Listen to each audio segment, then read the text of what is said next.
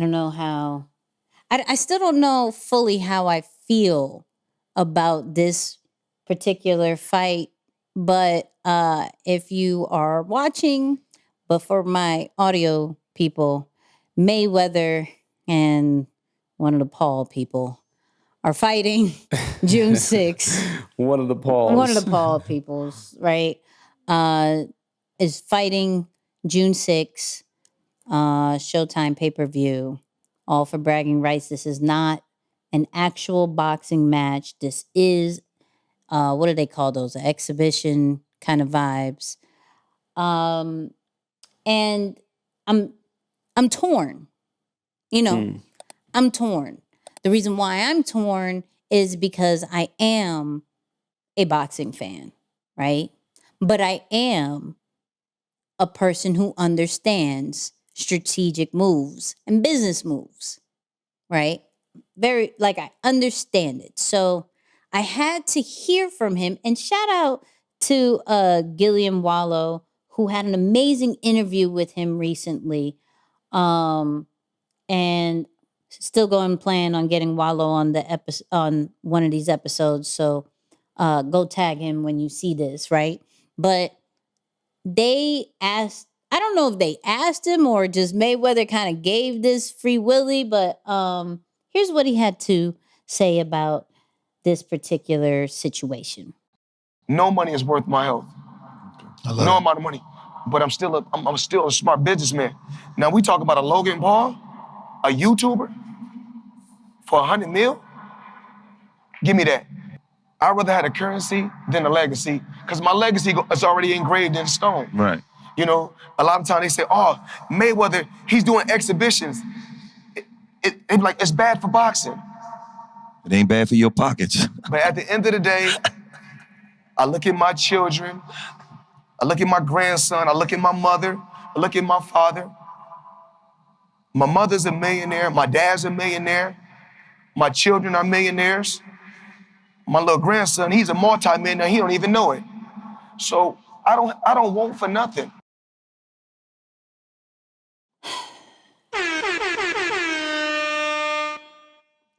Moose, start this off. So it's smart. I mean, I definitely get what he's doing. He's genius because, let me tell you why. He's able to really put his ego aside and do what's in the best interest of himself and his family. You know, I think many people, I don't know that I would be able to do it, or at least do that, right? Because I think as an athlete, when you have a love for a sport, and I'm sure you can relate because like you said, you really do have a love for boxing. If you were in that position and that's what you built on, you would either continue to do it what is quote unquote the right way, or no longer do it at all, right? To protect the record. So I think he's extremely intelligent because he's saying, no, why would I mess up something that to society standards is perfect, 50-0, whatever it is, right? Why mess that up? But I still have an opportunity to expand from a business standpoint. So he's able to put his ego aside, not necessarily care what others are going to say or think, and then like go out there and if that earning potential is accurate, 100 million, I mean, that is obviously life-changing money that he's been able to reproduce multiple times. Now, the flip side of it, the opponent and who's getting an opportunity to do this, I don't know. I'm not someone who's really followed any of the Pauls for an extensive amount of time to really say much on it. But what I will say is this part of it is strategic.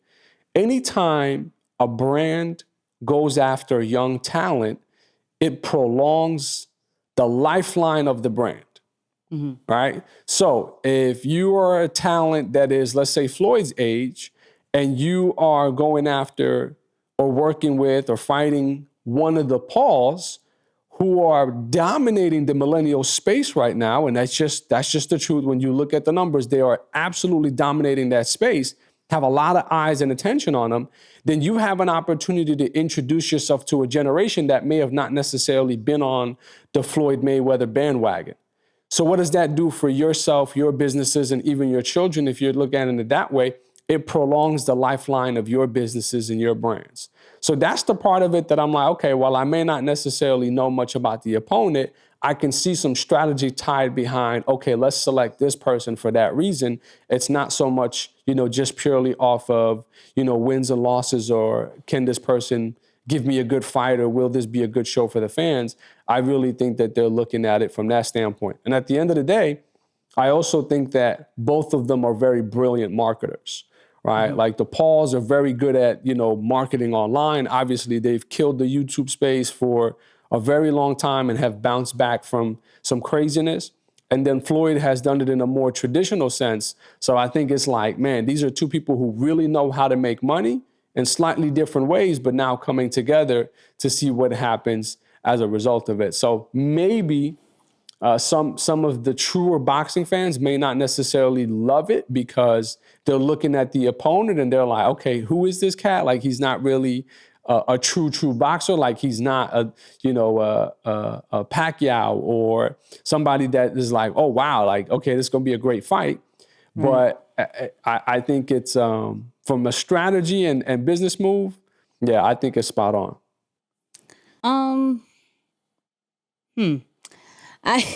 I'm telling you, I'm torn about this one. So for me, I'm looking at it like, okay, so boxing is a one-person sport.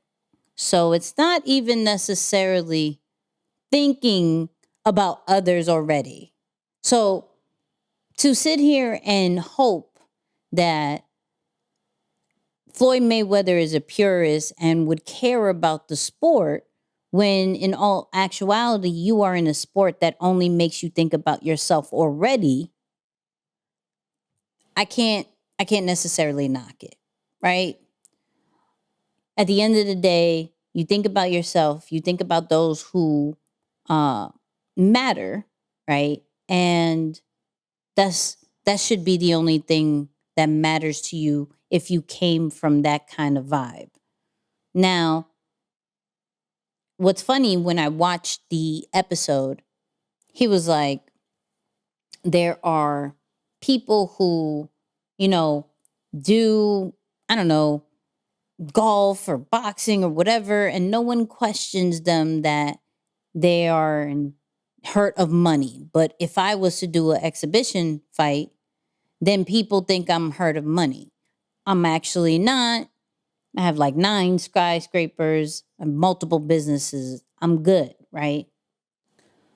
The thing that, and we might have to break this down in another time, and we actually did talk about it on the very first episode of this podcast. Shout out to everybody who's listened to episode 1. And in the random preview, in the after show that we are creating, I'm going to give a funny story about that whole first episode, because that was that was a very interesting episode. But in that first episode, it did refer to how he loves to help the other people in his team to create businesses. It's not necessarily about the money anymore. It's about the opportunity to get other people to create money. So when I look at this move, and if I am taking it as face value of you don't necessarily need the money, then there is some project, there is something that you are getting other people in position for. I can't knock that, right? It could possibly be an easy bag. It possibly be, right? Now, the boxing side of me is like, there have been people who have been fighting all their lives for the opportunity for Floyd Mayweather, right? And that's their bragging rights. And you're literally mocking it for a YouTuber, when there's people who've literally called you out and you don't find it, worth even looking at. And so that's where I'm like, I get it. But of course, we see boxers like a Muhammad Ali and how he ended up when he fought a little bit, maybe too longer than he should have, right? Floyd Mayweather finished his professional boxing career and is now strategically picking out fighters he knows he could beat with no problem. None whatsoever. I can't knock that. I can't. You're staying within your lane. You're a boxer. You're still doing the boxing thing. You not only have a promotion company, you not only are growing the future of boxers, right? You're not only having different businesses that puts the team that had got you to the place that you are in better situations, and you're not only having your family, taken care of, like he said, like my mom, my dad, my kids, my grandkid, all that great stuff, right? He's still staying within his lane of what people know him for, which is boxing, right? But he's doing it from, I'm not going to necessarily get hurt. But it's a chance because maybe these Paul boys really could fight. I can't necessarily say yes or no because of the opponents that they have, are trash. Right. So the people that they face are not on a true boxing caliber to fully take you serious. You're now going against one of the smartest fighters that we've known, who literally picked their opponents in a very strategic vibe and has the defense like nobody else in the world. That's real. So, and is also, once again, a marketing genius. Because for those, and I don't have it up because I don't want to confuse the audio listeners, they had a press release and the Paul brother, whatever, took his hat, right? And it was a whole physical altercation, right? And I'm not going to sit here and say that was on purpose or not, right? We've known Floyd to talk a lot of mess and create a lot of chaos in these different press releases and the build up to the show or the fight because he knows that's going to sell. Mm-hmm. So to sit here and say that wasn't planned, it couldn't have, whatever, right? But I could already expect this is going to be a very annoying, entertaining fight that is going to make both of them a lot of money. I, from a boxing fan, is not a fan of it, but from a Floyd fan and the amount of annoyance that I have for the Logan brothers, right? Or Paul brothers, whatever I don't even, you know me. When I don't like somebody, I don't even say their name.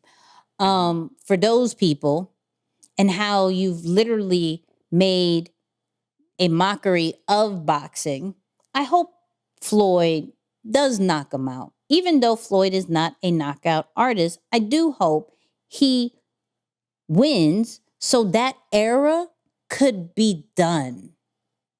At least from one half. We, of course, have the other brother to worry about. So, because then he'll probably be a revenge type thing. Like, I could see this being like in the back end. I could clearly see a 2 fight, one for each brother, and it be a certain amount of bag. It's a smart business move. I hope not the one for each one. Yeah. Yeah, it's a smart business move. I can't knock it, right? But I hope this funniness for boxing will come to an end, because now they're talking about like Ocho Cinco and Matt Barnes doing a fight. Yeah. Yeah. And clearly there's been celebrity boxing happening forever, right? There has been, but it's on a fun type thing. It has never been on the caliber that it is right now, Yeah. and taken to a very like YouTubers saying that they're actually boxers. Well, then get the pro license and go ahead. Yeah. Like, yeah. go ahead. I've never seen them before, to be honest with you. Like, I've never heard of them until now. Like, celebrities fighting. I know they do golf outlet, they do golf tournaments. I know that, but the actual boxing and fighting stuff that I know the All-Star, the basketball game, the All-Star game, whatever that is, some softball stuff.